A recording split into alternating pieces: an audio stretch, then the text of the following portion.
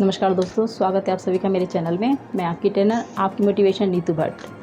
Friends, मैं एक बार फिर हाजिर हूँ आपके लिए पावरफुल मोटिवेशन के साथ। मैं आज आपसे जिन 2 वर्ड्स को शेयर करने वाली हूँ वो हमारी लाइफ के सबसे इम्पोर्टेंट वर्ड्स कहे जाते हैं और बचपन से लेके आज तक हम ना जाने कितनी बार उन्हें यूज़ कर चुके हैं और जब तक जिएंगे ना जाने कितनी बार हम उन 2 शब्दों को यूज़ करने वाले हैं। और वो शब्द हैं येस एंड नो, यानी कि हाँ और ना। इन 2 शब्दों का यूज़ हम अनगिनत बार कर चुके हैं, अनकाउंटेड। लेकिन हमारी सोसाइटी में एक प्रॉब्लम बहुत बड़ी है। यदि हम किसी से किसी काम के लिए हाँ कहते हैं तब तो ठीक है, वेल एंड गुड। लेकिन यदि हमने किसी को ना कह दिया तो हम उसके लिए सबसे बेकार बंदे हैं दुनिया के। तो क्या हाँ कहने वाले ही जीवन में अच्छे होते हैं फ्रेंड्स? नहीं, बिल्कुल गलत। जीवन में जितनी इम्पोर्टेंस हाँ की है उतनी ही ना की है। बल्कि यूँ कहिए कि कई बार जीवन में ना की वैल्यू हाँ से ज़्यादा होती है। कई जगह जहाँ हमें ना कहना चाहिए हम नहीं कह पाए, या हम कहने के लिए सिर्फ सोचते रह गए, या हमने नहीं कहा किसी वजह से, तो वहाँ उस वैल्यू को घटाकर हम किसी प्रॉब्लम में भी फंस सकते हैं। फॉर एग्ज़ाम्पल, मान लीजिए कि आप एक स्टूडेंट हैं, आपका एग्ज़ाम टाइम चल रहा है, किसी ने आपसे कोई फेवर मांगा और आप उसे ना नहीं कह पाए, तो आप अपना कीमती टाइम उसके साथ बर्बाद करेंगे, जिसका लॉस आपको बाद में पता चलेगा।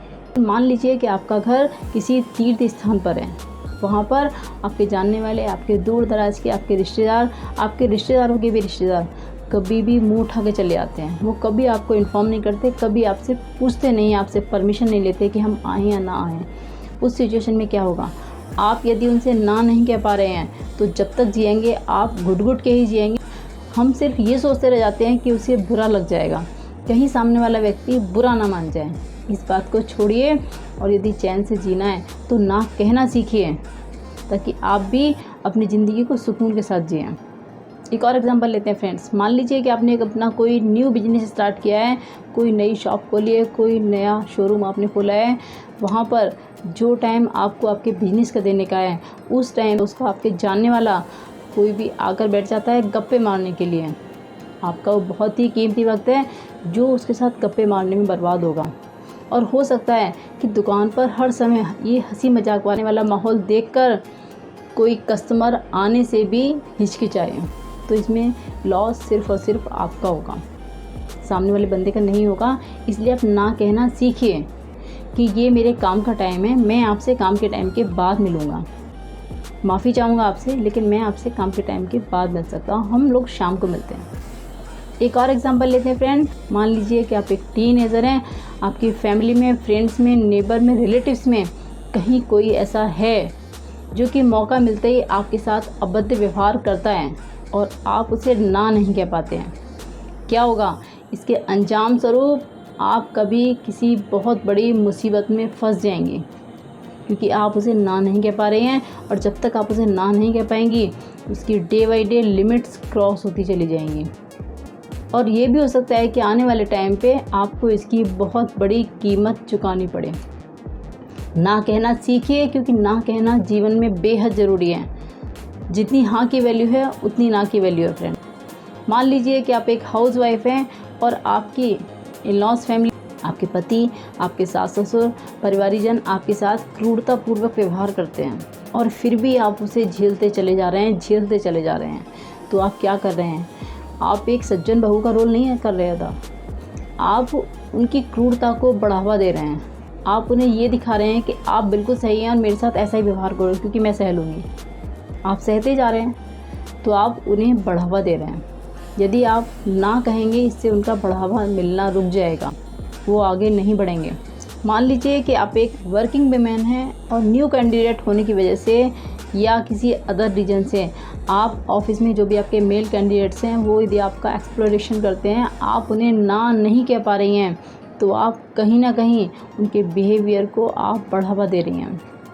आप ये जानती नहीं है कि आप इससे कितनी बड़ी प्रॉब्लम में फंस सकती हैं, क्योंकि आपका ये बिहेव कहीं ना कहीं इस बात की पॉसिबिलिटीज़ बढ़ाता है कि आने वाले टाइम में आपके साथ जो हो रहा है वो 2 गुना 4 गुना बढ़ जाए।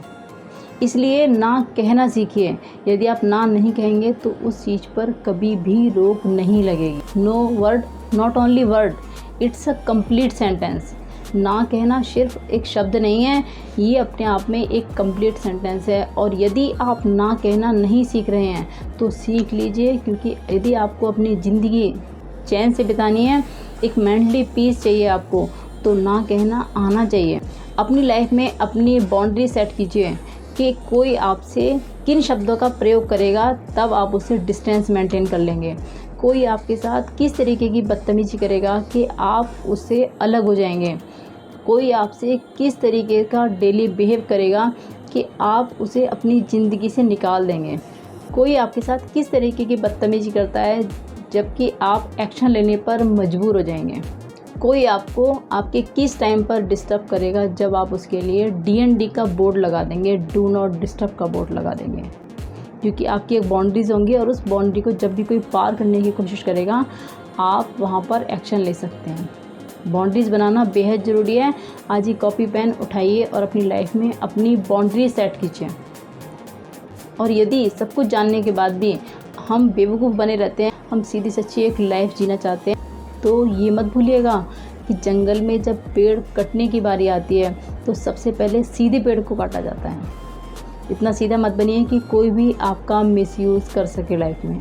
की वजह होती है कि हम बदनामी से डरते हैं, हम अपनी गरीबी से डरते हैं, हम अपनी लाचारी से डरते हैं। क्योंकि अब गरीबी बदनामी से नहीं डरना है, बिना डरे जो कहना है कह के रहना है और अपनी ज़िंदगी में आगे बढ़ते रहना है। यदि आप मेरी इन सब बातों से सहमत हैं तो मुझे कमेंट करके ज़रूर बताइएगा। यदि आपको ये वीडियो पसंद आया तो इसे एक लाइक ज़रूर दीजिएगा। यदि आपने अभी तक मेरे चैनल को सब्सक्राइब नहीं किया है तो इसे सब्सक्राइब ज़रूर कीजिएगा। अपने फैमिली में, फ्रेंड्स में, रिलेटिव्स में जिनको भी इनकी नीड है, आप प्लीज़ उसे इस वीडियो को ज़रूर शेयर कीजिएगा। मैं जल्दी मिलूँगी आपसे अपनी नेक्स्ट और अपनी बेस्ट वीडियो में पॉजिटिव एनर्जी के साथ। तब तक के लिए नमस्कार।